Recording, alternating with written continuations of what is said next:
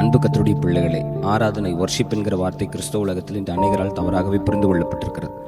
ஆராதனை என்பது பாட்டிலும் இசையிலும் இருக்கிறது என்று சிலர் நினைக்கிறார்கள். இன்னும் சிலர் ஆராதனை நம் சபையில் கூடி வரும்போது மட்டும் ஏறெடுக்கப்படுகிற ஒன்று எனவும் நினைக்கிறார்கள்.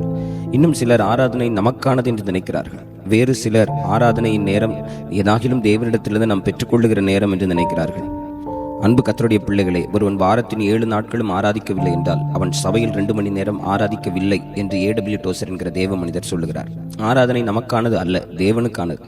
ஆராதனையின் நேரம் தேவனிடத்திலிருந்து ஏதாவது பெற்று நம்மை உயர்த்துகிற நேரம் அல்ல, மாறாக நாம் தேவனுக்கு கொடுப்பதும் தேவனை உயர்த்துவதும் தான் ஆராதனை. வேதத்தில் ரோமர் 12:1 நம்மை ஜீவபலியாய் ஒப்புக் கொடுப்பதே புத்தியுள்ள ஆராதனை என்று நமக்கு கற்றுக் கொடுக்கிறது. இந்த ஆராதனைக்கு மாதிரி யார் தெரியுமா? தம்மை பழுதற்ற பலியாய் கல்வாரி சிலுவையில் பிதாவின் சித்தத்தை நிறைவேற்ற பூரணமாய் ஒப்புக் கொடுத்த இயேசுவே இந்த ஆராதனைக்கு மாதிரி. அன்பு கர்த்தருடைய பிள்ளைகளே, நம்முடைய ஆராதனையும் புத்தியுள்ள ஆராதனையாக மாறட்டும். கர்த்தர் நம்மை ஆசீர்வதிப்பாராக.